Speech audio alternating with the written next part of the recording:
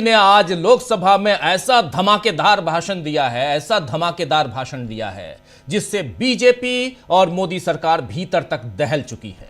एक तरफ राहुल गांधी के खिलाफ नोटिस लाने की तैयारी हो रही है, प्रिविलेज नोटिस की बात कर रहा हूं मैं, विशेषाधिकार हनन की बात हो रही है, उसकी तैयारी हो रही है। तो दूसरी तरफ राहुल गांधी को मूर्ख, मस्खरा ये सब बोलकर बदनाम करने की कोशिशें भी तेज हो चुकी हैं। असल में आज राहुल गांधी ने सदन के भीतर वो सब कुछ कह दिया जिसे सुनने से बीजेपी अब तक बच रही थी, भाग रही थी। मगर राहुल गांधी ने बता दिया कि कैसे भारत माता को बेचते हुए नरेंद्र मोदी की सरकार को शर्म नहीं आई। आइए जरा शुरुआत करते हैं राहुल गांधी की इस बाइट से, उसके बाद चर्चा को आगे बढ़ाते हैं। सुनिए जरा। I am saying that you have sold India. Are you not ashamed of selling India? Yes. Do you have no shame of selling India? You have sold our mother, Bharat Mata. Do you have no shame? But sir, the interesting thing is, the interesting thing is that I know that the Prime Minister would not sell India under normal circumstances. He will not do it. You know why he sold India? Because they are choking him. Mr. Rahul, address to the chair, please. He has sold India because they are choking him. They've got a grip on his neck. Speaker साहब, मैंने बोला जब चोक लगाते हैं दूसरे व्यक्ति की आंख में देखते हो तो डर दिखता है। सर, पीएम की आंख में डर दिखता है, दिख रहा है सर आंख में आंख नहीं मिला पाते हैं। स्पीकर सर दो चीजें हैं सर। एक sir Epstein case sir, 3 million files are still locked up. उसका इस विषय से कोई संबंध नहीं। मैं क्यों बोलूं? I will not allow you. आप कौन होते हैं? तो सुन लिया आपने, एप्स्टीन का नाम आते ही यहां उसका इस विषय से कोई मतलब नहीं। I will not allow you. आपको बता दूं कि आज राहुल गांधी ने अपने भाषण की शुरुआत में ही मार्शल आर्ट के गुण बताए थे कि कैसे विरोधी को पस्त करने के लिए पहले उसे ग्रिप में लिया जाता है, फिर गला चोक कर सरेंडर करवाया जाता है। और राजनीति में भी यही खेल होता है, बस ग्रिप और चोक दिखते नहीं हैं और वहां दिखता है। लेकिन पीएम नरेंद्र मोदी की आंखों में जो डर दिख रहा है वो सारी कहानी बयां कर रहे हैं। और यहां बीजेपी बार बार इसी बात से डर रही थी कि कहीं सदन के भीतर एप्स्टीन और अमेरिका के साथ जो ट्रेड डील की बात उठी है वो न उठा दें राहुल गांधी। उठी नहीं बल्कि हो चुकी है, उसको ना राहुल गांधी उठा दें। अदानी और अंबानी और हरदीप सिंह पुरी का नाम न आए यहां पर, लेकिन राहुल गांधी ने सबका नाम लेकर बीजेपी का खेल खराब कर दिया। अब भले राहुल गांधी की बातें रिकॉर्ड में जाएं या न जाएं, हालांकि नहीं जाएगी क्योंकि बातें रिकॉर्ड में न लेने का फरमान ऑलरेडी यहां जारी कर दिया गया था आसंदी से। लेकिन देश ने तो सुन लिया कि सच क्या है। राहुल गांधी ने कहा है कि यह पूरा सरेंडर है, यह सिर्फ प्रधानमंत्री का सरेंडर नहीं है बल्कि यह 150 करोड़ भारतीयों के भविष्य का सरेंडर है। प्रधानमंत्री ने बीजेपी की वित्तीय संरचना बचाने के लिए ऐसा किया है जिस पर अमेरिका में केस चल रहा है। बात अदानी की कर रहे थे वो। आइए जरा सुनिए यहां क्या कह रहे हैं Rahul Gandhi. Sir, mister Adani is not an ordinary businessman. Mr. Adani's company is not an ordinary company. Please understand that the case in the United States is targeted at the Prime Minister of India, not at Mr. Adani. नहीं, ये नहीं, बिल्कुल नहीं। आप इस तरीके से बिल्कुल जो आप ये कह रहे हैं कहां क्या बात आप कर रहे हैं? It is targeted, sir, at the financial network of the BJP, at the financial architecture of the BJP. तो सुन लिया, जैसे ही यहां नाम आया प्रधानमंत्री के साथ जोड़ा राहुल गांधी ने, वैसे ही फिर कह दिया गया कि नहीं, ये नहीं जाएगा। आपको बता दूं कि संसद में जिन बातों को बोलने से राहुल गांधी को रोका गया, उन्हें राहुल गांधी ने पत्रकारों के सामने आकर दोहरा दिया और बता दिया कि कैसे ट्रंप के दबाव में सारे काम हो रहे हैं। जरा सुन लीजिए। कि मेरे पास डेटा है, मैंने कहा कि मैं ऑथेंटिकेट कर दूंगा। डिपार्टमेंट ऑफ जस्टिस फाइल्स हैं एप्स्टीन पे, हरदीप पुरी का नाम उसमें है, अनिल अंबानी का नाम उसमें है। अदानी का केस चल रहा है, उसमें समन्स आई हैं। गवर्नमेंट ऑफ इंडिया ने 18 महीने के लिए रिप्लाई नहीं दिया है। डायरेक्ट प्रेशर है प्राइम मिनिस्टर पे, वो सब जानते हैं। बट मेन बात ये है, देखिए, बिना प्रेशर कोई हिंदुस्तान का प्राइम मिनिस्टर ये नहीं कर सकता है। जो हुआ है, जो किसानों के साथ हुआ है, डेटा के साथ हुआ है, डिफेंस के साथ हुआ है, एनर्जी सिक्योरिटी के साथ हुआ है, कोई प्रधानमंत्री नहीं कर सकता है नॉर्मल सिचुएशन में। वो जब ही करेगा जब किसी ने मतलब चोक लगा रखा है, ग्रिप ले रखी है और चोक लगा रखा है। Thank you. तो मार्शल आर्ट का ग्रिप और चोक, उसका जिक्र बार बार यहां राहुल गांधी कर रहे हैं। राहुल गांधी को संसद में रोकने के लिए आज किरण रिजिजू समेत तमाम बीजेपी सांसदों ने बहुत कोशिशें की और उनसे अपनी बातों को सत्यापित करने को भी कहा। लेकिन हैरानी की बात यह है कि जब राहुल गांधी ने अनिल अंबानी या हरदीप सिंह पुरी पर दिए गए अपने बयानों को ऑथेंटिकेट करने के लिए तैयार वो हुए, तो जगदंबिका पाल ने उन्हें रोक दिया और कहा कि मैंने ऐसा करने के लिए नहीं कहा है। बहरहाल इस वीडियो को भी देखेंगे, सबसे लास्ट में बाद में देखेंगे। लेकिन संसद के बाहर भी नरेंद्र मोदी की सरकार के 2 मंत्री प्रहलाद जोशी और अश्विनी वैष्णव पत्रकारों से कह रहे थे कि हमने तो राहुल गांधी से ऑथेंटिकेशन की बात कही। तभी राहुल गांधी वहां पहुंच गए और उनके आते ही दोनों मंत्री कैसे भागे, ये जरा आप देख लीजिए। ये बहुत ही रोचक वाकया है, सदन के बाहर का है, आराम से देखिए। भारत का डेटा बहुत ही सुदृढ़ कानूनी स्वरूप में है, digital personal data protection act के तहत है। बहुत सारी चीजें जो भारत के जितने भी सेंसिटिव सेक्टर्स हैं उनके सबके अपने अपने रेगुलेशंस हैं और इस तरह के आरोप लगाने से पहले चीजों को ऑथेंटिकेट करना चाहिए। I'll also come and say hello. Yes, sir. Come, let's stand together. Let's stand together.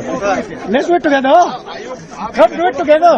Sir, मतलब डाटा चोरी को लेकर कहीं बाइट दे रहे हैं, तो कह रहे थे कि आप बिना जो डाटा दे रहे हैं वो कहीं न कहीं बिना तथ्यों के डाटा नहीं, देखिए, मेरे पास डेटा है।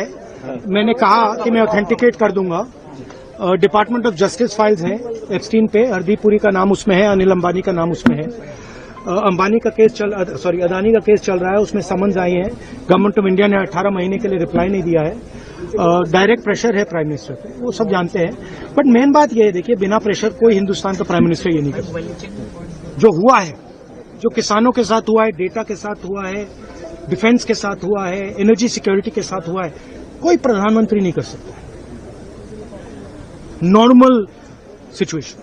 वो जब ही करेगा जब किसी ने मतलब चोक लगा रखा है, ग्रिप ले रखी है और चोक लगा रखा है। सर, मंत्री इस तरह से कह रहे हैं तो ग्रिप लगा रखी है, चोक लगा रखा है, ये कह रहे हैं यहां पे, और पूरे डेटा की बात कर रहे हैं। और यहां आपने देख लिया कि अश्विनी वैष्णव अपनी बात रख रहे थे, उनके साथ खड़े थे प्रहलाद जोशी, लेकिन दोनों भाग खड़े हुए जब राहुल गांधी ने कहा कि आइए चलिए पत्रकारों के सामने ही हम लोग डिबेट कर लेते हैं। तो संसद में आज कई ऐसे मौके आए जिनमें नरेंद्र मोदी की सरकार ने खुद को बेहद लाचार पाया या फिर राहुल गांधी के आगे वो टिक ही नहीं पाए। अभी कुछ देर पहले ही हरदीप सिंह पुरी ने भी एप्स्टीन मामले पर बयान दे ही दिया है। फाइनली मुंह अपना खोल दिया यहां हरदीप सिंह पुरी ने। हरदीप सिंह पुरी ने स्पष्ट किया है, साफ किया है कि वो बदनाम अमेरिकी फाइनेंसर जेफरी एप्स्टीन से केवल कुछ मौकों पर, 3 या 4 मौकों पर एक प्रतिनिधिमंडल के हिस्से के रूप में मिले थे और उनके साथ सिर्फ एक ईमेल का आदान प्रदान किया था। यानी एक ईमेल का आदान प्रदान भी किया है, ये भी यहां आज बोल रहे हैं। ये 3 मिलियन यानी 30 लाख जो ईमेल अभी तक आए हैं सामने, उनमें से अभी एक ईमेल का जिक्र ये कर रहे हैं। कितने अभी आएंगे उसका जिक्र बाद में होगा। राहुल गांधी द्वारा संसद में दिए गए भाषण में लगाए गए सनसनीखेज आरोपों के कुछ घंटों बाद पुरी ने पत्रकारों से यह कहा है कि जेफरी एप्स्टीन, हालांकि मिस्टर एप्स्टाइन कह रहे थे वो, ओरिजिनली नाम उच्चारण भी एप्स्टाइन ही करना चाहिए, लेकिन चूंकि अपने यहां एप्स्टीन कहा जा रहा है तो मैं भी वही कह रहा हूं। तो जेफरी एप्स्टीन, हरदीप पुरी के शब्दों में कहें तो मिस्टर एप्स्टाइन के साथ उनकी बातचीत का उनके खिलाफ लगे आरोपों से कोई संबंध नहीं था। केंद्रीय मंत्री यानी हरदीप सिंह पुरी ने कहा है कि राहुल गांधी को बेबुनियाद आरोप लगाने की आदत है। पुरी ने यहां भी कहा कि देश में 2 तरह के नेता होते हैं, एक वो जो दिन रात काम कर देश को आगे बढ़ाते हैं और दूसरे वो जिनके आचरण में मस्खरेपन के तत्व नजर आते हैं। इस दौरान उन्होंने मस्खरेपन शब्द के चयन पर भी अपनी बात रखी। उन्होंने कहा कि मैं अपने शब्दों का चयन सोच समझकर कर रहा हूं। मैंने उन्हें मस्खरा नहीं कहा है, बल्कि मस्खरेपन के तत्व कहा है। हरदीप पुरी ने आगे कहा है कि राहुल गांधी को बिना तथ्यों के आरोप लगाने की आदत है। चलिए थोड़ी सी बाइट, छोटी सी बाइट उनकी जुबानी, ताकि मैं भी यहां ऑथेंटिकेट कर पाऊं। सुनिए। My boss in the IPI, Mr. Terry Rod Larson, was the person who knew this particular infamous person, Mr. Epstein. And it is as part of a delegation of the IPI or the ICM that I met Mr. Epstein on a few occasions, 3 or maximum 4. And the ICM was dealing with international issues, thematic issues, and Mr. Epstein was not part of it. The kind of people who were on the ICM were the former Prime Minister of Australia, Mr. Kevin Rudd, was a chairman, Borge Brende from Norway, who I believe is the head of a World Economic Forum now, Hannah Tete from Ghana, Jose Manuel Roma. तो सबका नाम ले रहे हैं, यहां बता रहे हैं कि मैं जो है एक डेलीगेशन का हिस्सा था। मैं जब रिटायर हुआ यूएन में, ये राजदूत थे, आप जानते हैं। और उसके बाद जब ये रिटायर हुए तो इन्होंने जिसके लिए काम किया, उनके अपने बॉस के साथ, उसके साथ मिला, 3 या 4 बार मिला होऊंगा। और एक ईमेल में मैंने उससे कन्वर्सेशन मेरा हुआ है, लेकिन अंदर की कहानी किसको पता है। जो कह रहे हैं वही सही है या कुछ और है। पॉलिटिक्स में जो दिखाई देता है वो हमेशा सच नहीं होता, खासकर पॉलिटिक्स की बात कर रहा हूं।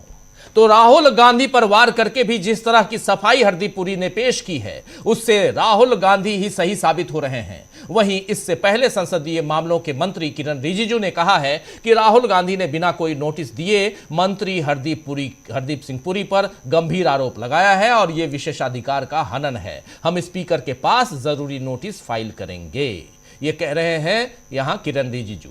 अब राहुल गांधी के खिलाफ प्रिविलेज नोटिस लाकर बीजेपी क्या उन्हें बोलने से रोक पाएगी, ये देखना होगा। इस बीच मोदी ट्रंप के कारण और फंस गए हैं।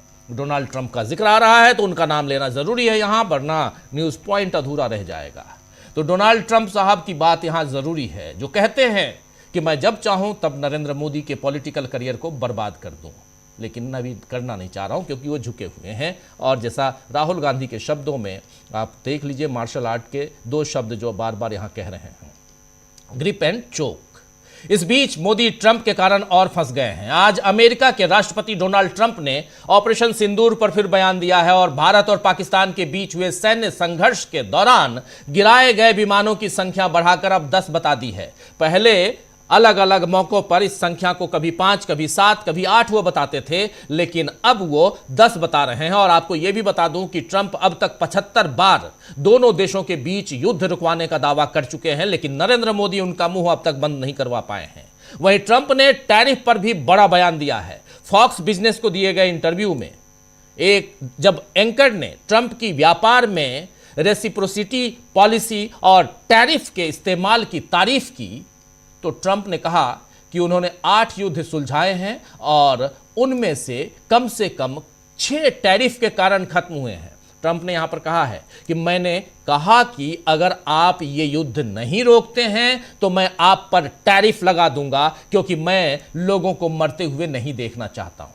ट्रंप के इस बयान से जाहिर हो रहा है दोस्तों कि अमेरिकी टैरिफ असल में भारत के गले पर चोक की तरह इस्तेमाल किया गया और ग्रिप बनाने, चोक लगाने का यह मौका नरेंद्र मोदी सरकार की नाकामी का बहुत बड़ा सबूत है।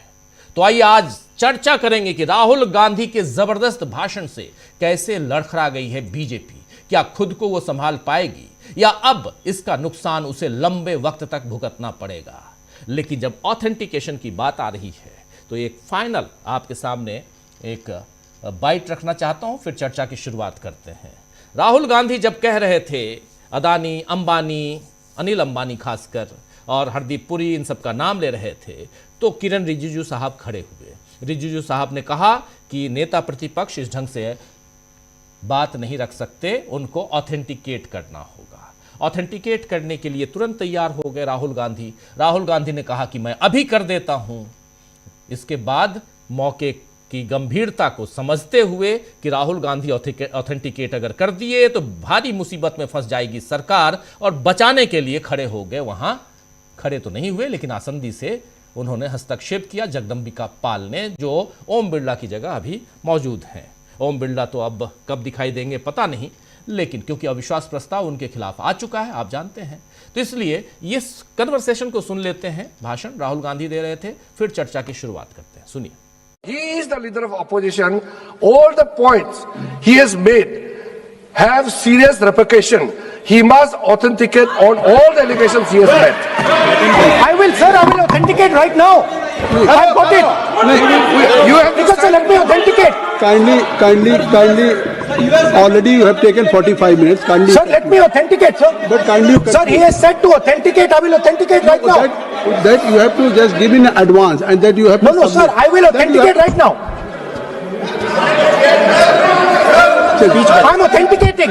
मैं आपसे नहीं मांग। I will say it and then I will give it. No, Mr. Rahul ji. I will say it now and I will give it. नहीं Rahul ji. I have it here. ये पार्लियामेंट्री अफेयर्स मिनिस्टर ने कहा, चेयर आपसे नहीं मांग रही अभी। Sir, you have asked for authentication now.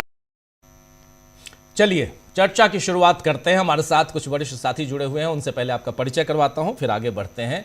जरा स्क्रीन पर देखिए, हमारे साथ इस वक्त 4 वरिष्ठ साथी जुड़े हुए हैं। शकील अख्तर जी हमारे साथ सुनील शुक्ला जी, हमारे साथ अमलेंदु उपाध्याय जी हैं, और डॉक्टर राकेश पाठक जी हैं। आप चारों का स्वागत है, इस्तकबाल अब तमाम दोस्त साथी शुभचिंतक आप सबका जो अब तक जुड़ चुके हैं उनका भी, जो जुड़ने वाले हैं उनका भी। ये ऑथेंटिकेट करने की बात कह रहे हैं राहुल गांधी, शकील जी, और राहुल गांधी से पीछा छुड़वाते हुए अब ये जो कहते हैं ना जिसको कि आप हमको संरक्षण दीजिए। एक बार याद है आपको जब प्रधानमंत्री भी खड़े हो गए थे कि हम तो यहाँ बिल्कुल लड़खड़ाए हुए हैं, भाजपा जिस ढंग से लड़खड़ाई हुई है, यहाँ पर किरण रिजिजू ने आखिर अपनी ही पार्टी को क्यों फंसा दिया। बाद में खड़े हुए यहाँ पर प्रहलाद जोशी जो कह रहे थे कि नहीं ऑथेंटिकेट ऐसे नहीं करते हैं, उसमें आते हैं, साइन करते हैं, कुछ और करते हैं, कागज लाते हैं, वो इस पूरे प्रोसेस को बताने लगे। लेकिन राहुल गांधी कह रहे हैं कि नहीं मैं अभी करूंगा। तो क्यों फंसा रही है क्यों फंसा रहे हैं किरण रिजिजू भारतीय जनता पार्टी को? यह माना जाए कि अपनी ही पार्टी को फंसा रहे हैं यहाँ पे। शकील जी। देखिए राजीव जी, आज राहुल गांधी ने बहुत जबरदस्त भाषण दिया, और उसमें जो सबसे खास बात है वो ये कि बहुत ही डिप्लोमेटिक तरीके से दिया, एक अनुभवी नेता प्रतिपक्ष की तरह। उन्होंने बहुत प्यार से कहा कि कोई भी प्रधानमंत्री ऐसा नहीं करेगा, ये भी नहीं करेंगे। और उसके बाद जब बीजेपी वाले खुश होने लगे, सत्ता पक्ष खुश होने लगा, कोई प्रधानमंत्री ऐसा नहीं करेगा, उसके बाद उन्होंने कहा लेकिन उनका गला दबाया हुआ है, चौक कर रखा है, और दबाव में प्रधानमंत्री ने यह सब किया। ये जो आप बात बता रहे हैं ऑथेंटिकेट करने की, यह ओवर स्मार्टनेस है किरण रिजिजू की। जरूरत से ज्यादा बोलना सबकी आदत है, वहां पे इस बात की कोई जरूरत नहीं थी।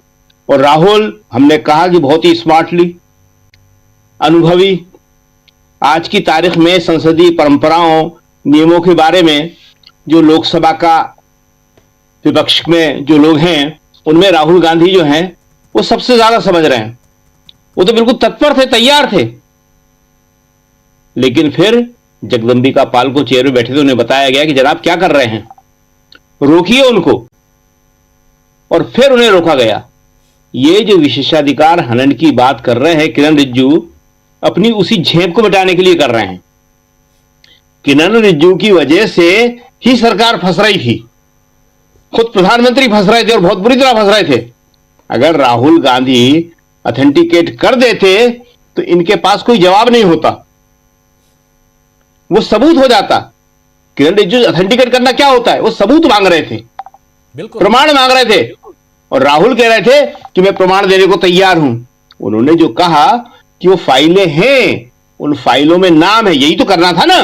बिल्कुल, उन फाइलों में जो नाम है, जो मेल में नाम है, उसी को तो ऑथेंटिकेट करना था, और राहुल के पास था।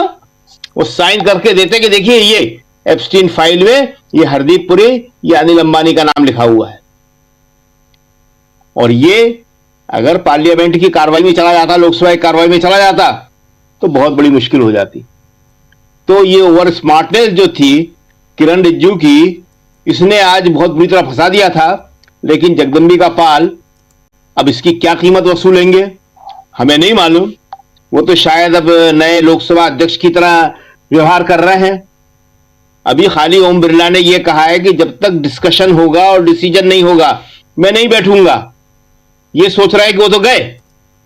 वो आज जगदम्बिका पाल अपनी स्मार्टनेस के चलते हुए राहुल कह रहे थे जी। संसद में ऐसा नहीं होता है, लोकसभा में, राज्यसभा में कहीं नहीं होता, विधानसभा में भी नहीं होता। जी लगा के सम्मानपूर्वक बोलना होता है हर सदस्य के लिए। प्रधानमंत्री भी बोलते हैं, सब बोलते हैं। तो नेता प्रतिपक्ष को राहुल जी के बदले वो राहुल कर रहे थे।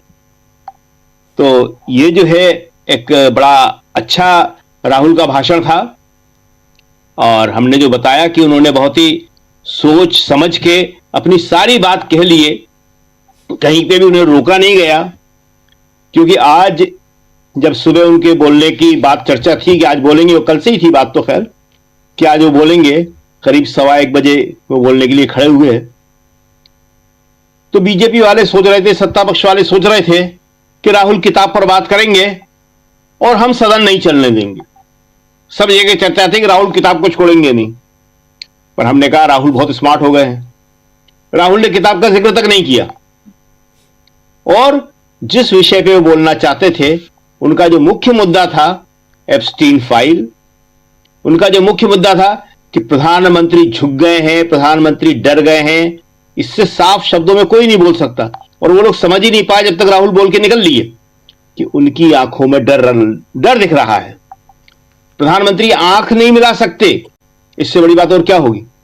और ये जो उन्होंने कहा, इसको पहले तो लोगों ने सोचा कि प्रधानमंत्री की तारीफ कर रहे हैं वो, कि कोई प्रधानमंत्री नहीं कर सकता।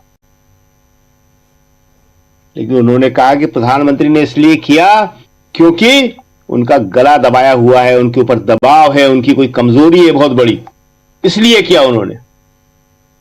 तो ये जो है राहुल ने आज जिस तरह भाषण दिया, इसका ये तो आभास नहीं था उनको कि किन विषयों पे बोलेंगे। कोई किताब को लेके तो सोच रहे थे, लेकिन ये मालूम था कि राहुल आज बहुत आक्रामक मुद्रा में रहेंगे और इसलिए प्रधानमंत्री आज नहीं आए, मोदी जी नहीं आए, HM home minister Amit Shah भी नहीं आए।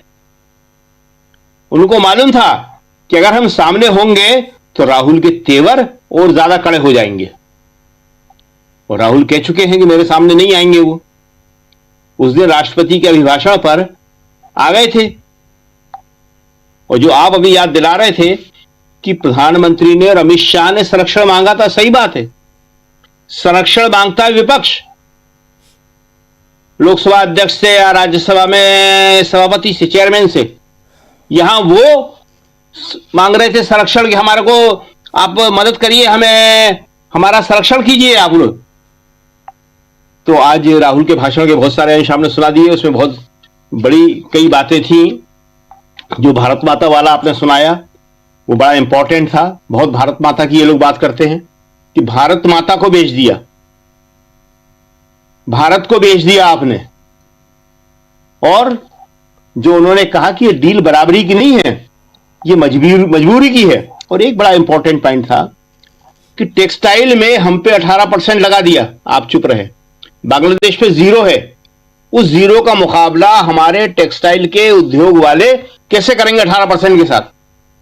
और एक और लास्ट बात कि ये जो कह रहे थे कि पहले किसी आपको सदस्य के बारे में बोलना है, मंत्री के बारे में बोलना है, तो पहले नोटिस देना चाहिए। ये बात तो बहुत अच्छी करी इन्होंने। ये हमेशा जब नेहरू के बारे में बोलते हैं तो नेहरू जी को नोटिस देके बोलते हैं, ये नेहरू और इंदिरा गांधी के बारे में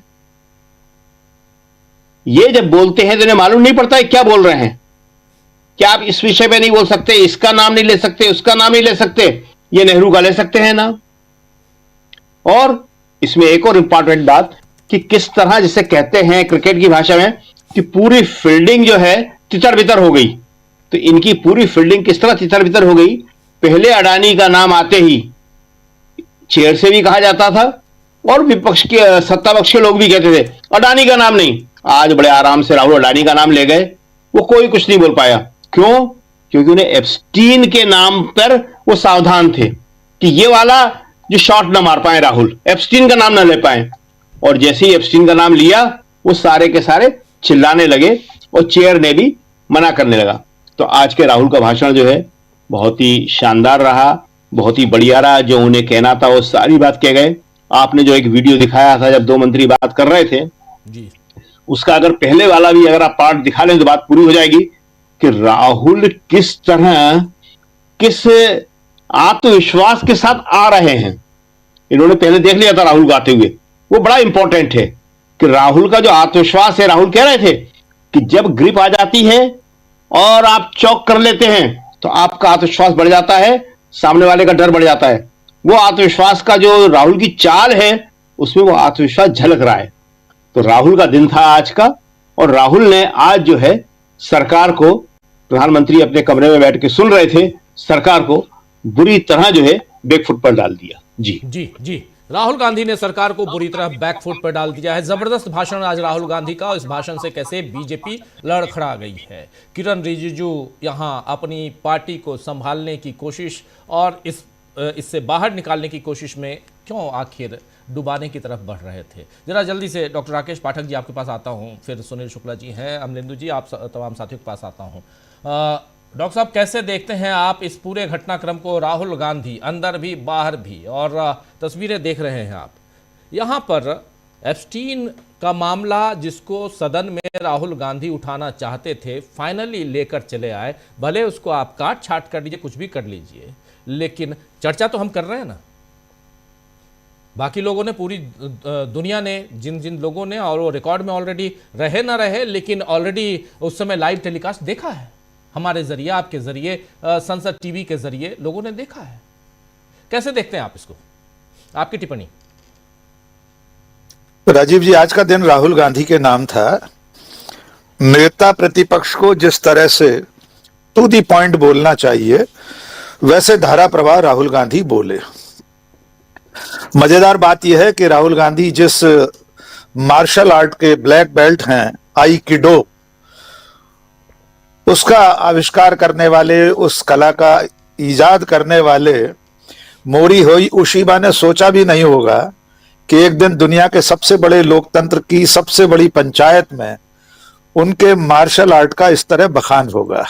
एक तरह से राहुल गांधी क्लास ही ले रहे थे और उसके जरिए यह बता रहे थे कि नरेंद्र मोदी की सरकार किस तरह चोक हो गई है, किस तरह उनके हाथ बंधे हैं, किस तरह उनके गले पर उसने फंदा डाल रखा है, यानी डोनाल्ड ट्रंप ने। यद्यपि राहुल गांधी एक और मार्शल आर्ट में ब्लू बेल्ट है, शायद इसमें तो ब्लैक बेल्ट है, जिजुत्सी नाम है उस मार्शल आर्ट का। तो आज उन्होंने सदन के भीतर से लेकर बाहर तक अपनी दोनों मार्शल आर्ट की कला दिखा दी। सत्ता पक्ष लगातार अपनी ही गलतियों से फंसता गया। पहले किरण रिजिजू ने फंसा दिया ऑथेंटिकेट करने की चुनौती देकर, वो तो भला हो स्पीकर का, भूतपूर्व कांग्रेसी का, जिन्होंने बचा लिया, वरना राहुल गांधी सचमुच में प्रमाण भी रख देते और फिर वे हमेशा के लिए देश की संसद के दस्तावेजों में शामिल हो जाते। लेकिन आज की सबसे बड़ी घटना, हम राहुल गांधी के उन तमाम सारे आंकड़ों पर नहीं जाएंगे, डेटा, डिफेंस, एग्रीकल्चर वगैरह वगैरह। आज का सबसे बड़ा घटनाक्रम है जेफरी एप्स्टीन का नाम, अनिल अंबानी का नाम और हरदीप पुरी का नाम लिया जाना, और उसके बाद हरदीप पुरी की प्रेस कॉन्फ्रेंस। देखिए, हरदीप पुरी की इस प्रेस कॉन्फ्रेंस में कितना झोल है उस पर हम थोड़ा सा 1-2 मिनट बात करेंगे। हरदीप पुरी जिसे अपना बॉस बता रहे हैं, पेरजे रॉड लार्सन, नॉर्वे का डिप्लोमेट, यूएन में भी रहा था वो भारतीयों के बारे में क्या सोचता है ये बता देते आज वे। वो जेफरी एप्स्टीन को मेल में लिख रहा था कि अगर तुम्हें एक सांप और एक इंडियन एक साथ दिखाई दे तो पहले इंडियन को मारना है। चलिए, वो 2 लोगों के बीच की बातचीत थी, लेकिन हरदीप पुरी ने यह नहीं बताया कि वे 13 नवंबर 2014 को जेफरी एप्स्टीन और लिंक्डइन के सह संस्थापक रीड हॉफमैन को 2 पेज लंबे मेल में क्या क्या लिख रहे थे। वो तो इस बॉस से संबंधित नहीं था। हम चाहेंगे हमारी टीम वो उस ईमेल के दोनों पेज स्क्रीन पर दिखा दें ताकि देश जान सके कि हरदीप पुरी किस तरह झूठ बोल रहे हैं। हरदीप पुरी, ये देखिए, वो ये ईमेल है, 2 पेज का मेल है। इसमें कहीं अंतर्राष्ट्रीय संबंधों और यूएन के कामकाज की बात नहीं है। इसमें बात हो रही है कि भारत में नरेंद्र मोदी प्रधानमंत्री बन गए हैं और भारत बहुत तेजी से डिजिटल इंडिया बनने जा रहा है, उसको लेकर काम चल रहा है। और तुम दोनों महानुभाव जेफरी एप्स्टीन और रीड हॉफमैन फौरन से पेशतर भारत आओ, यहां जो मदद होगी वो सब मैं करूंगा। अपनी बेटियों के नाम तक इसमें लिख रहे हैं। अंतिम पैराग्राफ जो दूसरा नंबर पेज है, हम उन बेटियों के नाम नहीं लेना चाहेंगे, हर परिवार में बेटियों का वही मान है। उसमें भी लिख रहे हैं कि तुमने अपने ऑटोग्राफ के साथ जो किताबें दी हैं, मेरी बेटियों ने, दोनों बेटियों ने थैंक यू वेरी मच कहा है। तो आज प्रेस कॉन्फ्रेंस में जिस यूएन के कामकाज की, अंतर्राष्ट्रीय कामकाज की बात वे कर रहे थे, आईपीआई जिस संस्था के वे एडवाइजर और वाइस प्रेसिडेंट थे, इसमें कहां है वो बातचीत? इसमें कहां लिखा है इस पूरे 2 पेज के मेल में? इसमें तो वे दुकान खोल रहे हैं भारत में उन दोनों लोगों के लिए कि आ जाओ। अभी 1,30,000 गांव में इंटरनेट है, मोदी जी 2,50,000 गांव में करने जा रहे हैं। बहुत लंबा है, कहां उसको पढ़कर सुनाएंगे। अब आते हैं दूसरी मुद्दे की बात पर, जिसे वे कह रहे हैं इन फेमस मिस्टर जेफरी एप्स्टाइन। आपने ठीक कहा, उच्चारण राहुल गांधी ने भी एप्स्टाइन ही कहा था, हम लोग भारतीय लोग उसको एप्स्टीन ही कह रहे हैं। 2008 और 2009 में फ्लोरिडा की अदालत में एप्स्टीन घोषित हो चुका था कि वो यौन अपराधी है, पूरी दुनिया जान चुकी थी। उसके बाद उसके खुलासे लगातार होते रहे, लेकिन हरदीप पुरी के ईमेल तो 2017 तक के हैं सर। जो आदमी 2008-9 में पूरी दुनिया में घिनौने यौन अपराधी के रूप में, बाल यौन शोषक के रूप में, मानव तस्कर के रूप में जग जाहिर हो चुका था, उससे 3 या 4 बार की मुलाकातों की स्वीकारोक्ति, ये कबूलनामा बहुत कुछ कहता है। और ये 3 और 4 मुलाकातें नहीं है, आधा दर्जन से ज्यादा के अपॉइंटमेंट तो एप्स्टीन के साथ हरदीप पुरी के उस दस्तावेज में सामने आ चुके हैं। और राहुल गांधी आज भी जो कह रहे थे कि ये डिपार्टमेंट ऑफ जस्टिस द्वारा जारी दस्तावेज हैं, ये कोई राहुल गांधी ने तो बना नहीं लिए, ये किसी आईटी सेल ने, कांग्रेस के सोशल मीडिया डिपार्टमेंट ने तो बना नहीं लिए ईमेल। तो आज का ये कबूलनामा इस बात के लिए पर्याप्त सूचक है कि नरेंद्र मोदी की सरकार के बड़े बड़े लोग एप्स्टीन के साथ बहुत ज्यादा घुले मिले थे।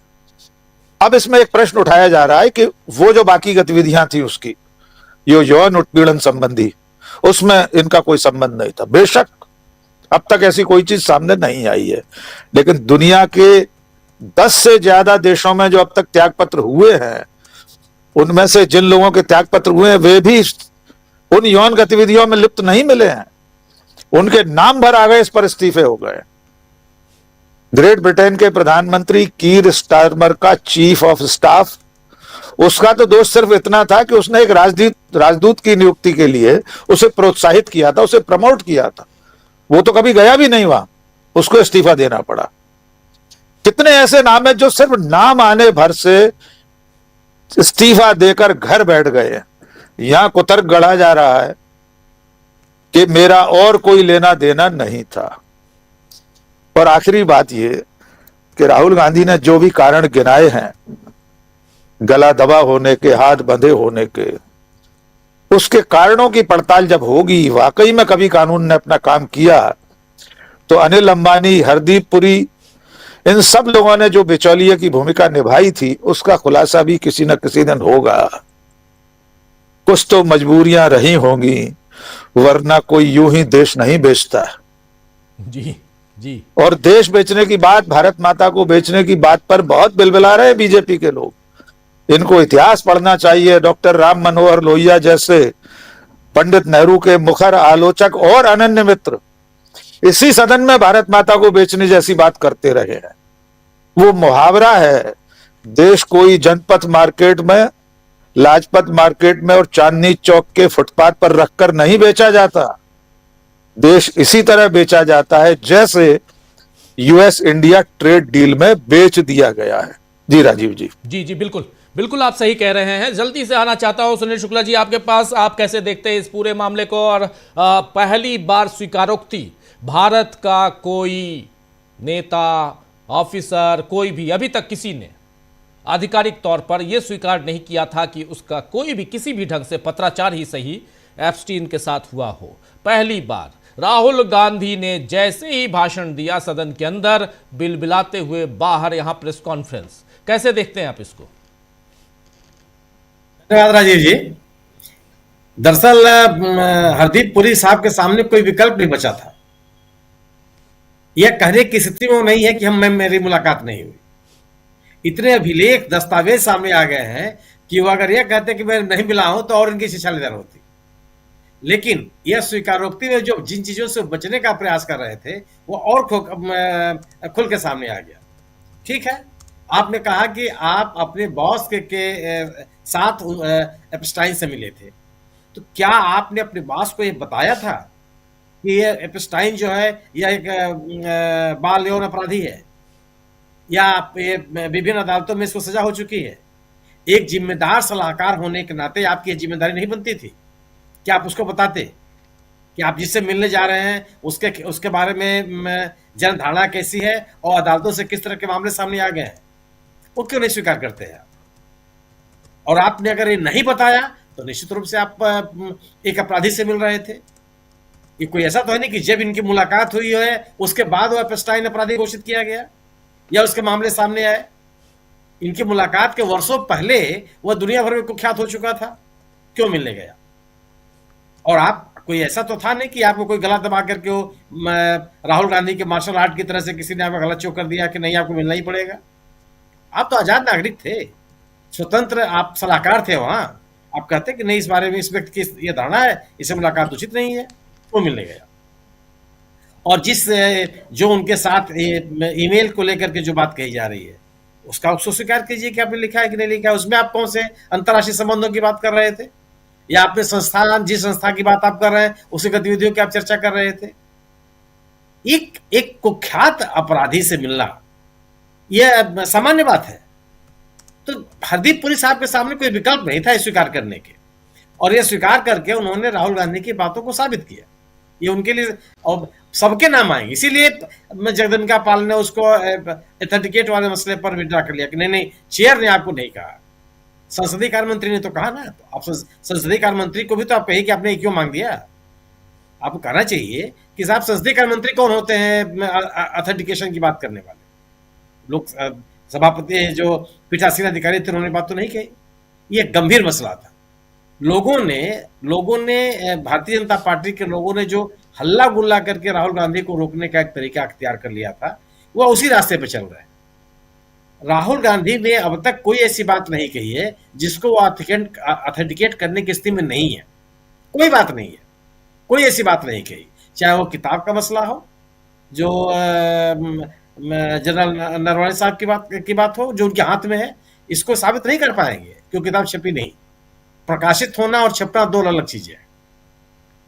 आप ये नहीं कर सकते। किताब छपी अगर लोगों ने उस किताब की समीक्षा लिखी है तो क्या कल्पना से लिखी है क्या?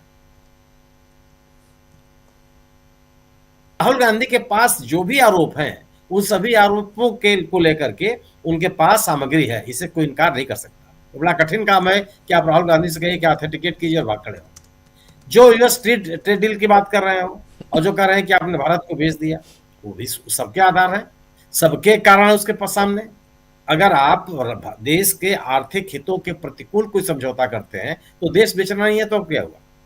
देश बेचने का मतलब थोड़ा होता है कि आप किसी की रजिस्ट्री कर देंगे अपने किसी के नाम से और कोई ले लेगा। हितों की अनदेखी करना ही बेचना है। और अगर आप किसानों के हितों की अनदेखी करते हैं, व्यापारियों के हितों की अनदेखी करते हैं, विभिन्न सेक्टर्स के हितों की अनदेखी करते हैं, राजस्व के हितों की अनदेखी करते हैं, देश बेचना है ये। इसका और क्या कहेंगे? और वो अभी राहुल गांधी के पास है, पूरी दुनिया कर रही है।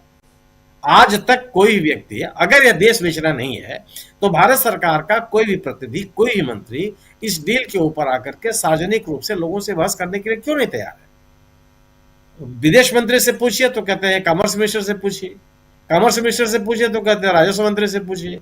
कोई एक व्यक्ति इस डील के बारे में साफ साफ बात करने के लिए तैयार नहीं है। प्रधानमंत्री जी का स्वागत करने वाले जो ये मंत्रिमंडल के सदस्य हैं, उसमें से कोई व्यक्ति सदन के में, संसद के प्लेटफॉर्म पर ही बैठ करके आप बात बता दीजिए कि यह समझौता किस तरह से भारतीय हितों के अनुकूल है। यह कौन सा तर्क है कि जब तक ये समझौता नहीं हुआ था तब तक तो बाजार बहुत खराब हो रहा था, समझौता हो जाने के बाद बाजार सुधर गया? ये कोई लॉजिक है क्या? अब निश्चित रूप से समझौता होना चाहिए, लेकिन अब तक जो जिस तरीके के व्यापारिक रिश्ते भारत के साथ अमेरिका के रहे हैं, वो एकदम उल्टा क्यों हो गया? 2-3% से लेकर के आप 18% पहुंचकर आप पसीना ठोक रहे हैं, नहीं बड़ा भारी काम मैंने कर दिया। और जहां आप 0% पर आ गए, उसके बारे में आप बात करने के लिए तैयार नहीं है। तो राहुल गांधी ने जितनी बातें कही, आज का भाषण बहुत ही शानदार भाषण, तार्किक था, टू द पॉइंट था, कहीं भी इधर उधर की बात किसी राहुल गांधी ने नहीं की, और उसका कोई जवाब सत्तारूढ़ दल के पास नहीं है। जो वित्त मंत्री जी का भी बयान है, जो सवाल उठाया राहुल गांधी ने, उसका कौन सा जवाब दे दिया वित्त मंत्री ने? वित्त मंत्री राहुल गांधी का आरोप है कि देश के आर्थिक हितों की अनदेखी की गई, डेटा को शेयर किया गया, जो डॉलर के साथ जो व्यवहार पूरी दुनिया में हो रहा है, उसको लेकर के हमारा बजट मौन है। किस विषय को आपने संबोधित किया? तो आज की स्थिति रही कि सरकार पूरी तरह से घिरी हुई है और सरकार के पास राहुल गांधी के बातों का जवाब नहीं है। आप कुछ भी कर लीजिए, आप भारतीय जनता पार्टी के नेता लोग कोई भी बयान दे दे, किसी तरह की बात कर लें, जो सवाल उठाए हैं, जो मुद्दे उठाए हैं राहुल गांधी के, अगर आप उनका जवाब नहीं देते हैं तो आपकी बातों का कोई मतलब नहीं है।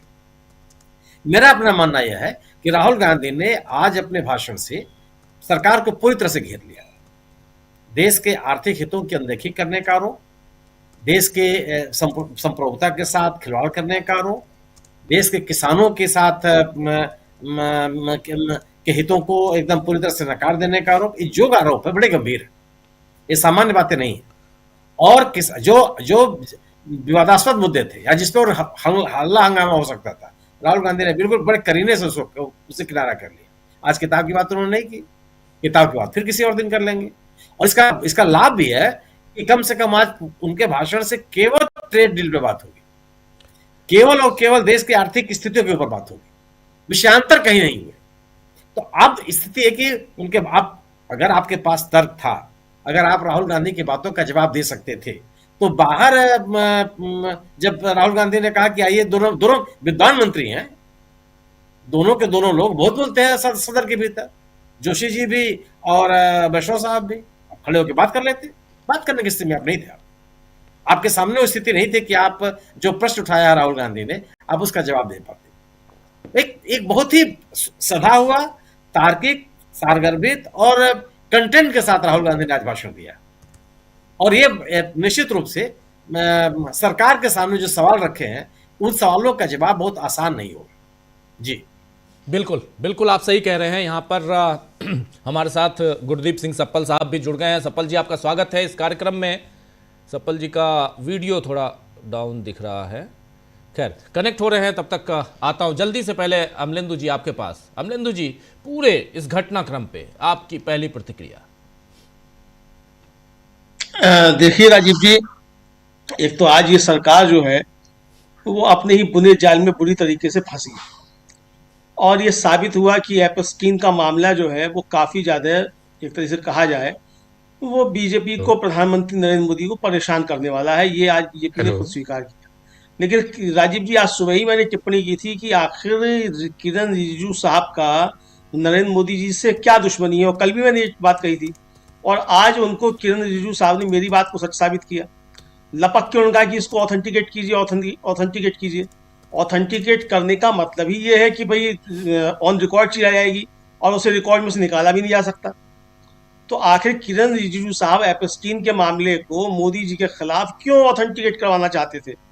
मोदी जी अपने आसपास ऐसे जितने लोग बैठे हुए हैं उनसे जरा सावधान रहें, यही सब निपटाएंगे मोदी जी को। कोई राहुल गांधी या कोई अखिलेश यादव नहीं निपटाएंगे। ये जो बीजेपी के अंदर बैठे हुए किरण रिजिजू, ओम बिरला टाइप के लोग हैं, यही मोदी जी को निपटाएंगे, निपटा रहे हैं। तो मोदी जी को अब सावधान हो जाना चाहिए भाई। ये गुजरात क्या मुख्यमंत्री नहीं है, समय निकल गया वो। आप 240 सांसदों के आप नेता हैं, और उनके नेता भी नहीं है, 240 के तो है ही नहीं आप तो 293 के हैं। 240 ने तो आपको अपना नेता चुना ही नहीं है। तो आपके अंदर जो चल रहा है षड्यंत्र, उसको भी देखिए। आखिर कौन लोग हैं बीजेपी के अंदर जो बार बार उकसाते हैं कि भाई राहुल गांधी एपस्कीन का मामला जो है लाकर लाएं और सदन पे लाकर रख दें। इसी तरीके से राजीव जी, नरवणे की किताब का मामला, राहुल गांधी ने कहा एक्स आर्मी चीफ, और कूद के खड़े हुए राजनाथ सिंह। भाई क्यों, क्या जरूरत थी खड़े होने की? राहुल गांधी अगर कह देते कि भाई नरवणे ने इसमें लिखा है कि जो उचित समझो करो, तो आप उसको ये भी कह सकते थे ये तो भाई हमारी बड़ी अच्छाई है, हमने सेना को खुली छूट दे दी, जैसे आपने ऑपरेशन सिंदूर के शुरू में कह दिया। तो आपकी नालायकी जो थी वो कम से कम साबित नहीं होती। लेकिन राजनाथ सिंह ने ये तय कर दिया कि पूरा देश ये अच्छे तरीके से समझ ले कि एक्स आर्मी चीफ जो वो लिख रहे हैं कि नरेंद्र मोदी प्रधानमंत्री होने के लायक नहीं है, नालायक हैं। ये राजनाथ सिंह ने साबित करा दिया। तो भाई मोदी जी सावधान क्यों नहीं होते अपने घर के अंदर छिपे हुए लोगों से? ये तो मोदी जी को तय करना है राजीव जी। तो ये उनका मामला है। लेकिन आज राहुल गांधी ने सारे मसले जिस तरीके से उठाए हैं राजीव जी, उस पर अगर ये इस सरकार में जरा भी शर्म बची है तो उसको सबको देना चाहिए। अब हरदीप सिंह पुरी साहब आ रहे हैं, लगभग 41 मिनट की उनकी प्रेस कॉन्फ्रेंस है, जाने उसमें क्या क्या बातें हरदीप सिंह पुरी ने कही हैं। लेकिन ये नहीं बताया कि एपस्कीन से मिले तो और क्या बातें हुई। ठीक है, आप अपने बॉस के साथ मिले या आप किसी के भी साथ मिले, तो लेकिन बातें क्या क्या हुई और क्यों मिलते रहे? तो आपने तो राहुल गांधी जिसको ऑथेंटिकेट कर रहे थे, वो राहुल गांधी ने तो ऑथेंटिकेट नहीं किया, लेकिन हरदीप पुरी ने सदन के बाहर आकर ऑथेंटिकेट कर दिया कि एपस्कीन से आप मिले थे और उस फाइल में आपका नाम है। तो भाई राहुल गांधी जो सदन के अंदर ऑथेंटिकेट करना चाहते थे, तो हरदीप सिंह पुरी साहब आकर बाहर क्यों ऑथेंटिकेट कर रहे हैं? तो मुझे लगता है राजीव जी, ये पूरा मामला जो है वो बीजेपी का अंदरूनी मामला ज्यादा बनता चला जा रहा है, और बीजेपी के अंदर के लोग जो हैं वो मोदी जी को निपटाने पर लग गए हैं। मोदी जी का समझ सकते हैं तो समझ जाएं, नहीं समझेंगे तो निपटा दिए जाएंगे, बीजेपी के लोग निपटा देंगे। बिल्कुल बिल्कुल। गुरदीप सिंह सप्पल साहब हमारे साथ जुड़ गए हैं, कांग्रेस वर्किंग कमेटी के परमानेंट इन्वाइटी हैं, और सबसे बड़ी चीज है कि रिसर्च में ये काफी माहिर हैं, और इनसे बेहतर और कौन बताएगा कि आखिर यहाँ हरदीप पुरी साहब, आपका स्वागत करता हूँ सप्पल जी इस कार्यक्रम में। और हम लोग चर्चा कर रहे हैं आज राहुल गांधी के भाषण और भाषण के बाद जो उपजे सवाल है उन पे, और इन सब के बीच दो घटनाक्रम बहुत तेजी से उसको हम लोग आगे बढ़ते हुए देख रहे हैं। एक तो हरदीप सिंह पुरी साहब आज पहली बार हिंदुस्तान में एप्स्टीन का मामला ऑथेंटिक रूप से किसी ने तो स्वीकार कर लिया, ये पहली बार स्वीकार कर रहा है, और वो भी सरकार का नुमाइंदा जो आज की तारीख में मंत्री है। इस पर आपकी प्रतिक्रिया। दूसरी बात, राहुल गांधी जिस चीज को ऑथेंटिकेट करना चाह रहे थे और राहुल गांधी को रोका जा रहा था कि आप रूल 352 का हवाला देकर कि आप यहां पर नाम नहीं ले सकते हैं, जरा वो रूल 352 वो बता दीजिए ये है क्या। और दूसरा, हरदीप पुरी के इस कबूलनामे के बाद कांग्रेस पार्टी क्या करने जा रही है, और अब तक का जो राहुल गांधी का जो भाषण है उसके कुछ, उस पर आपकी टिप्पणी। जी राजीव जी, धन्यवाद। पहले तो लेट आया मैं थोड़ा सा, उसके लिए माफी। दरअसल पिछले कुछ समय से पार्लियामेंट को पंगु बनाया जा रहा है ऑथेंटिकेट के नाम पे। ऑथेंटिकेशन कहते हुए जो किसी सांसद को बोलना होता है, खासतौर पर राहुल गांधी जी को जब बोलना होता है, तो उसमें रोड़े अटकाए जाते हैं। अब आज भी रूल 352 की बात की, और बाकायदा सदन में चेयर से बोला गया कि प्रधानमंत्री इंपॉर्टेंट व्यक्ति हैं, आप उनके खिलाफ नहीं बोल सकते। तो ये कौन सी संसद हो गई जिसमें प्रधानमंत्री के खिलाफ आप नहीं बोल सकते या उनके खिलाफ मुद्दा नहीं उठा सकते? वो जो नियम है वो नियम उन लोगों के लिए है जो संवैधानिक पदों पे है, जिसके अंदर राष्ट्रपति आते हैं, जिसके अंदर जजेस आते हैं, जिसके अंदर गवर्नर आते हैं, चुनाव आयुक्त आते हैं, सीएजी आते हैं। ये वो पद हैं जो कि संवैधानिक पद माने जाते हैं, और संवैधानिक पद में चूंकि वो राजनीति का हिस्सा नहीं होने चाहिए, हालांकि आजकल चुनाव आयोग इसमें नहीं शामिल कर सकते, वो तो बाकायदा अब राजनीति के साथ जुड़ते हुए नजर आते हैं, लेकिन ये तमाम पदों से ये माना जाता है कि वो सक्रिय राजनीति का हिस्सा नहीं बनेंगे, और वो इसलिए उन पे अगर कुछ बात करनी है तो सब्सटेंटिव मोशन लाना चाहिए संसद के अंदर। लेकिन प्रधानमंत्री की आलोचना नहीं कर सकते, प्रधानमंत्री को आपने जो है भगवान बना दिया पार्लियामेंट के अंदर। तो फिर संसद किस लिए है? संसद का तो गठन ही इसलिए होता है लोकतंत्र के अंदर कि सरकार और सरकार का नेतृत्व प्रधानमंत्री उनकी जवाबदेही तय करे, और जवाबदेही तय करने के टूल क्या है? आप सवाल उठाते हैं, आपके पास जो जानकारी होती है, कोई आरोप हो, कोई जानकारी हो, वो सदन के पक्ष में रखते हैं, आप अपना विश्लेषण रखते हैं और सरकार उसकी जांच करती है या जवाब देती है। तो राहुल जी जब भी बोलने लगते हैं इस रूल को गलत तरीके से कोट करते हैं, और ये वक्त आ गया है कि हम इसको चैलेंज करें। दूसरी बात, राहुल जी ने जो बोली बातें उसमें क्या गलत है? पहली बात, उन्होंने बात बोली जनरल नरवाणे की किताब की। अब वो टेक्निकलिटी को छोड़ दीजिए कि पेंगुइन ने क्या बोला, कब छापी। सवाल ये है कि जनरल नरवाणे ने जो बोला क्या वो उससे वापस हट रहे हैं? ऐसा तो कोई संकेत हम किसी को नहीं मिला है। जो कुछ भी जनरल नरवाणे ने बोला है वो उससे वापस नहीं हट रहे हैं, और उसके अंश कारवान मैगजीन की वेबसाइट पे और मैगजीन में छपे हुए हैं, वो उसको कोई भी पढ़ सकता है। आप में देश का हर नागरिक वेबसाइट पे जाके पढ़ सकता है, कोई भी मैगजीन खरीद के पढ़ सकता है। तो राहुल गांधी उसको पढ़कर बोल क्यों नहीं सकते? ये बड़ी अजीब सी स्थिति क्रिएट कर दी गई है कि बाकी देश पढ़ सकता है उन अंश को, लेकिन राहुल गांधी नहीं पढ़ सकते। दूसरी बात, उन्होंने कही एप्स्टीन फाइल की, तो अब तो हरदीप पुरी जी ने मान ली, और ये तो पहली स्वीकारोक्ति है।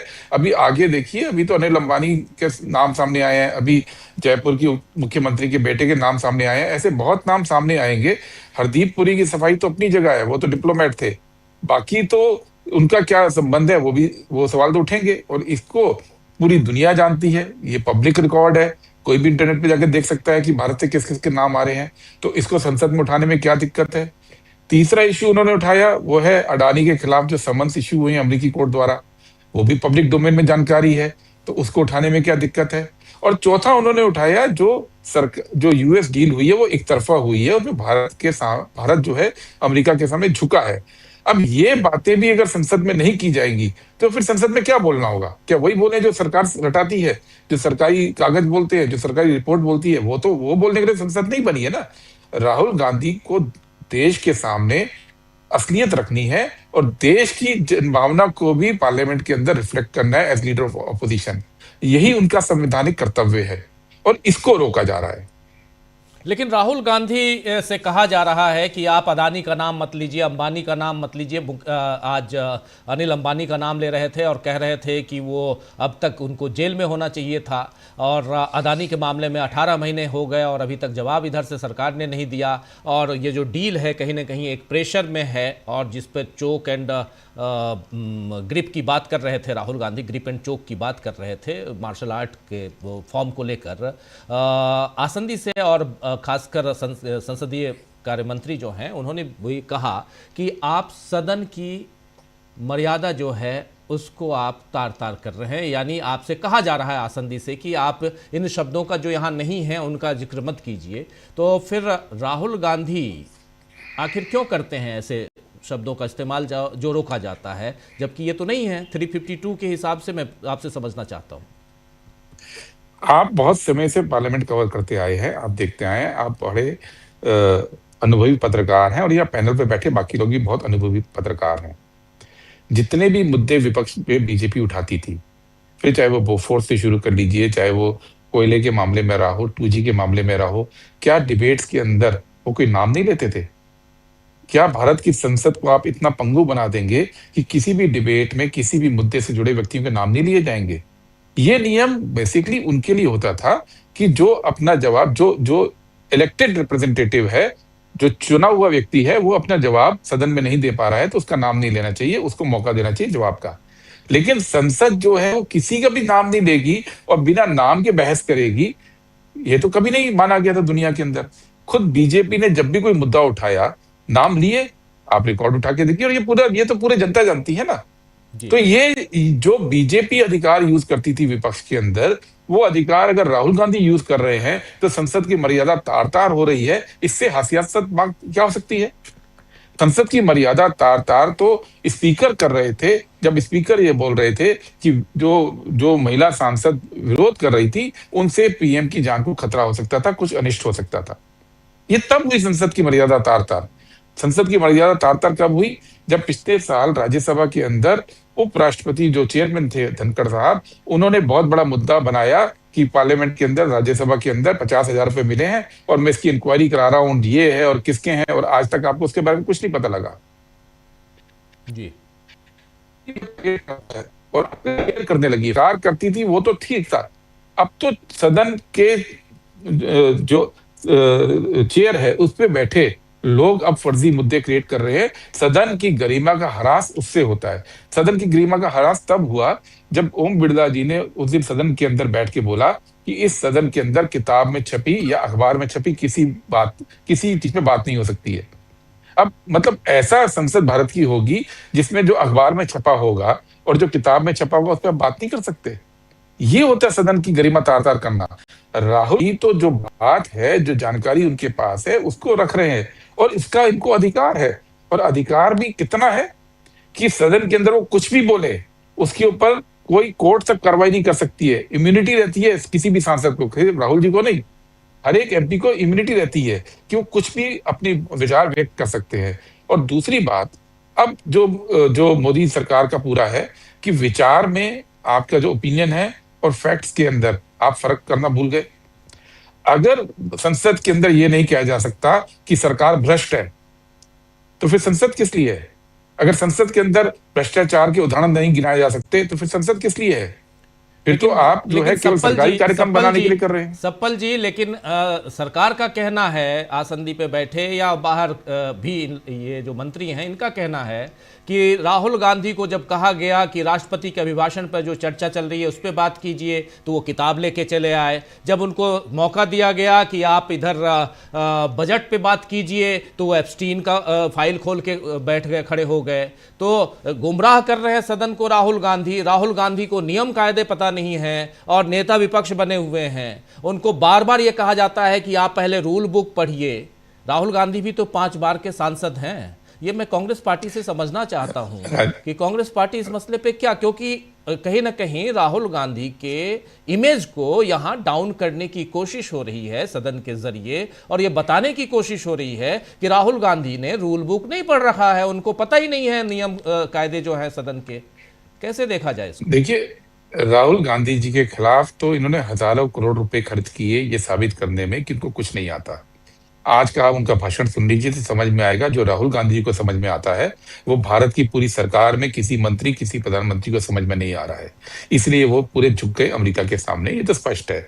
जहां तक टेक्निकल बात है, मैं आपने सवाल पूछा है तो थोड़ा सा इसका जवाब दे देता हूं। राष्ट्रपति का अभिभाषण सरकार की पॉलिसी के ऊपर होता है।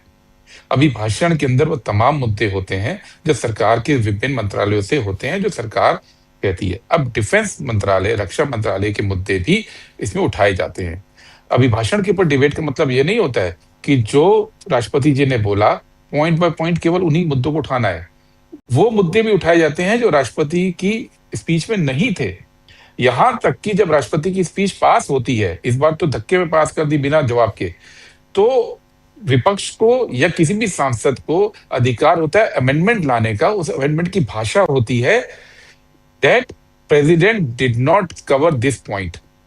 राष्ट्रपति ने अपने भाषण में ये मुद्दा नहीं इंक्लूड किया, और अगर ये सही तरीके से डिबेट चलने दी जाती तो 100% कांग्रेस पार्टी की ओर से ये अमेंडमेंट आता अभिभाषण के ऊपर कि उन्होंने, जनरल नवराने ने जो चिंता जाहिर की अपनी किताब के अंदर, उसके ऊपर बात नहीं की। चाइना के आगे जो भारत सरकार की अनिर्णय स्थिति रही, प्रधानमंत्री मोदी उस दिन फैसला नहीं ले पाए, उस स्थिति को आपने अपने भाषण में इंक्लूड नहीं किया, ये बात आती। और ये हमेशा परंपरा रही है। तो राहुल गांधी वही कर रहे थे जो कि राष्ट्रपति के अभिभाषण में किया जाना चाहिए, कि राष्ट्रपति ने इस मुद्दे पर बात नहीं की, उनको बीजेपी ने बोलने नहीं दिया।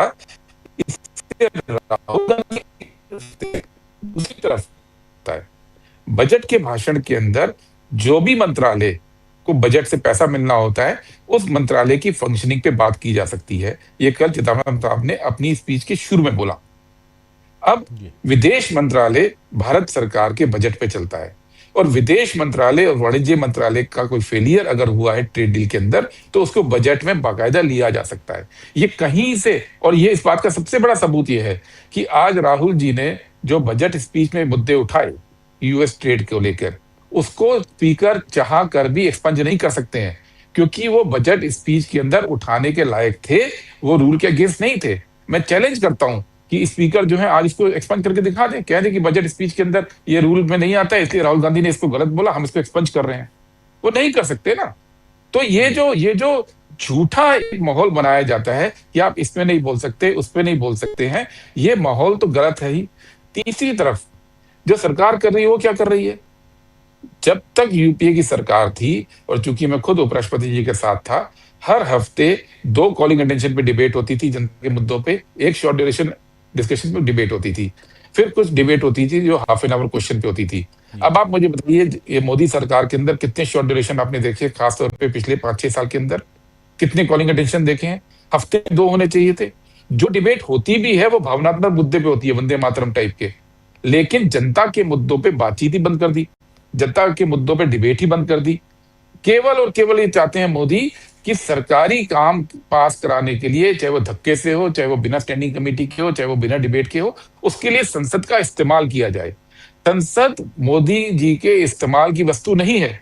संसद भारत की संसद है, भारत के लोगों का जो वीद है, जिसके तहत वो देश को लोकतांत्रिक रूप से चलाने के लिए बनी है, सरकार को जवाबदेह बनाने के लिए चली है, और जनता के मुद्दों को उठाने के लिए बनी है। और राहुल गांधी इसी काम को करते हैं। जो लोग ये बात कह रहे हैं कि ये नियम में नहीं आता था, वो लोग ना केवल जनता को भ्रमित कर रहे हैं, बल्कि संसदीय प्रणाली को, लोकतंत्र के सबसे बड़े दुश्मन है वो इस पूरी व्यवस्था को खत्म करने के लिए एक षड्यंत्र के तहत ये बात कर रहे हैं।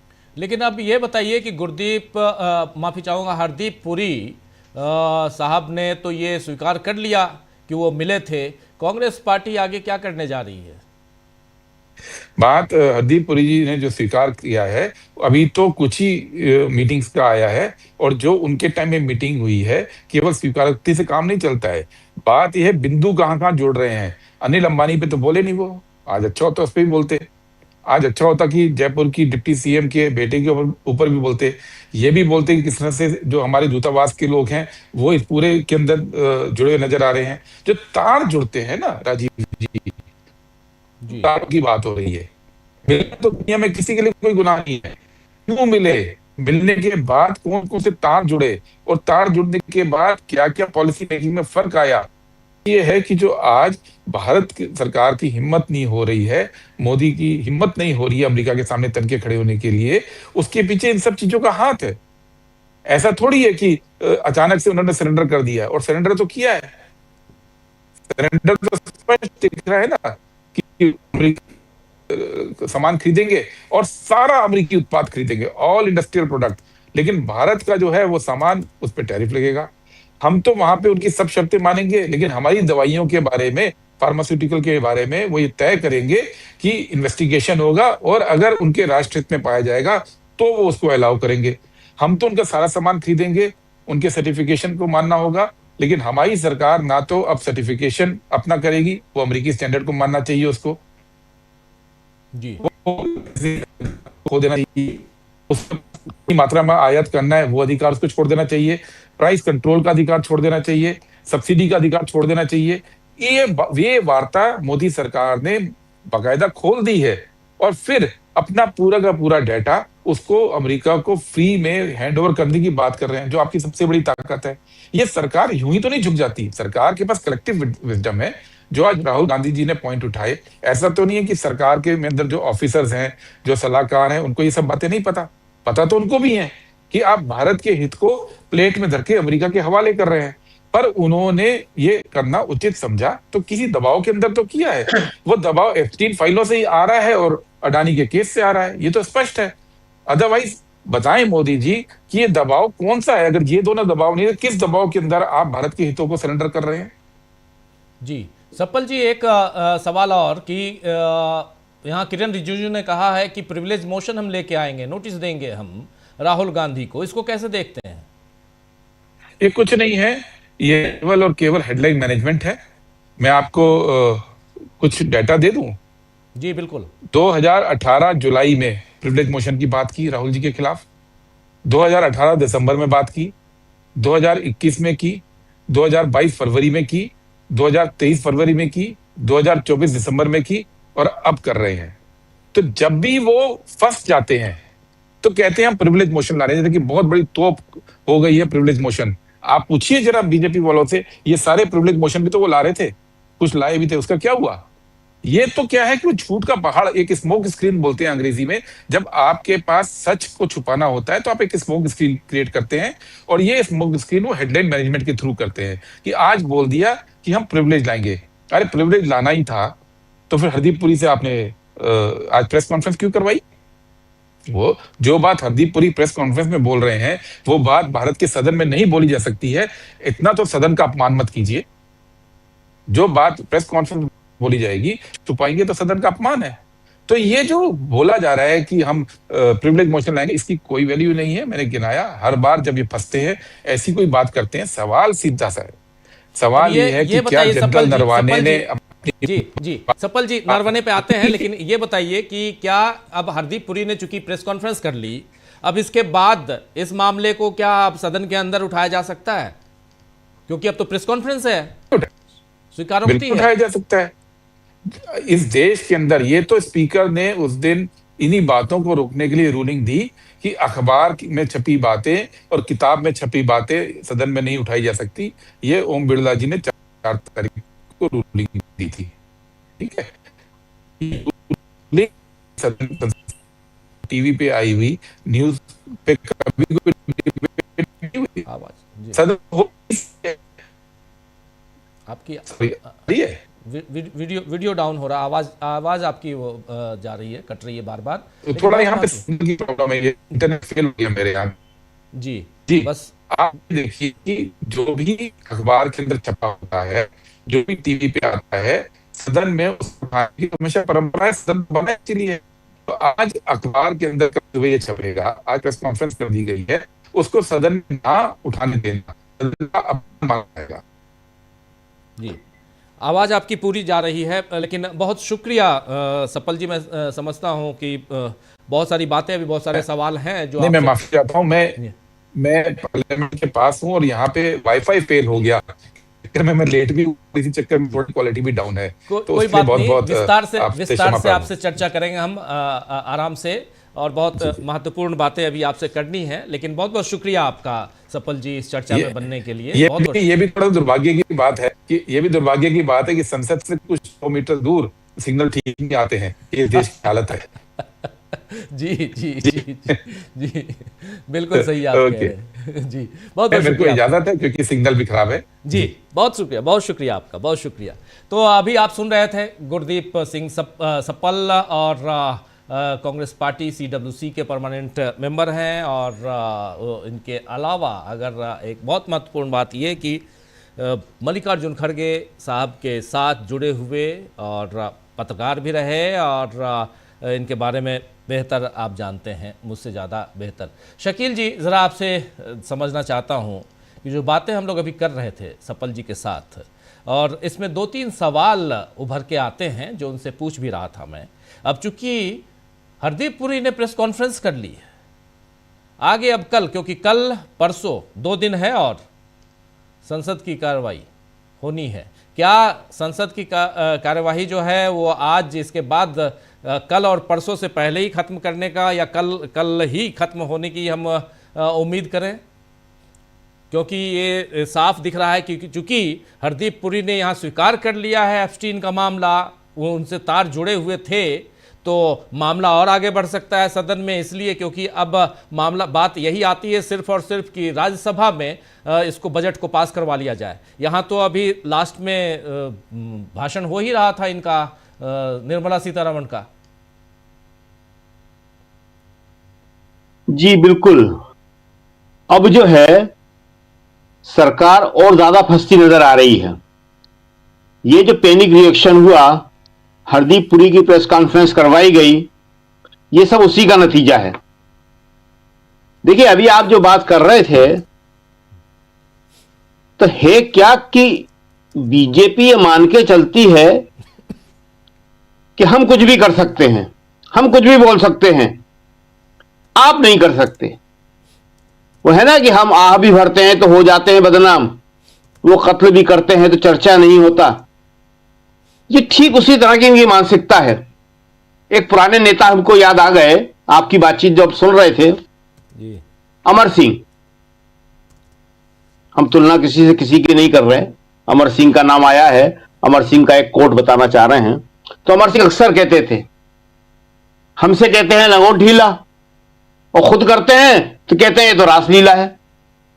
तो ये बीजेपी जो है क्या क्या नहीं बोलती थी सदन के अंदर, क्या क्या इसने नहीं बोला, सोनिया गांधी के लिए क्या क्या नहीं बोला, नेहरू के लिए, इंदिरा गांधी के लिए, किसके लिए क्या नहीं बोला।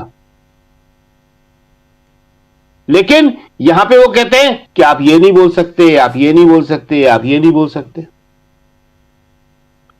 जनता इन सारी बातों को समझ रही है, और इसीलिए राहुल को जो बोलना होता है राहुल बोलते हैं। देखिए, अब गेंद जो है वो मोदी जी के पाले में जा चुकी है। राहुल की जो किक है, अब उसको संभालना, उससे डिफेंस करना मोदी जी के पास है। जवाब उन्हें देना है जो राहुल ने आरोप लगाए हैं। अब वो नेहरू जी पे दोष रख के बच नहीं सकते। आज वो टीएमसी के गोखले ने एक बड़ी अच्छी बात कही। उनका ये लोग जब बात करते हैं तो या तो 1947 की बात करते हैं या 2047 की। आज का वर्तमान, आज की बातें इनके कहीं नहीं है। 100 साल का फासला है, एक पांव इस बाइक के ऊपर, दूसरा पांव इस बाइक के ऊपर। शायद किसी फिल्म का उदाहरण दे रहे थे वो, उसमें कोई सीन होगा। 1947 पुराना अतीत, 2047 जिसका ये वादा करते हैं कि भारत विकसित हो जाएगा। तो ये इनका हाल है। देखिए, जो अभी आप कह रहे थे उसमें राहुल गांधी ने खुद कहा था राष्ट्रपति के अभिभाषण पे धन्यवाद प्रस्ताव में, जब ये रोक रहे थे उनको बोलने के लिए किताब पे, किताब इशू नहीं था, इशू था राष्ट्रीय सुरक्षा। और राहुल गांधी ने, नेता प्रतिपक्ष ने कहा, हम याद दिला दें सबको, अपने खासतौर से दर्शकों को, राहुल ने कहा कि राष्ट्रीय सुरक्षा का जिक्र राष्ट्रपति के अभिभाषण पे था, और राष्ट्रपति के अभिभाषण में जब राष्ट्रीय सुरक्षा का जिक्र है तो फिर नेता प्रतिपक्ष उस पर क्यों नहीं बोल सकता। उन्होंने पूछा कि जिक्र है कि नहीं, कोई नहीं बोल सकता, जिक्र है राष्ट्रीय सुरक्षा का, राष्ट्रपति ने बोला था। तो किताब तो एक रेफरेंस है, मूल मुद्दा है भारत के प्रधानमंत्री का अनिर्णय, कि वो 3 घंटे तक कोई फैसला नहीं ले पाए। किस पे? राष्ट्रीय सुरक्षा पे। उसी बात को आज राहुल ने आगे बढ़ाया है जी। एक तरफ आप राष्ट्रीय सुरक्षा पे कोई फैसला नहीं ले पाते, अनिर्णय, और दूसरी तरफ आप दबाव में आके देश बेच देते हैं, भारत माता को बेच देते हैं। आप अमेरिका के साथ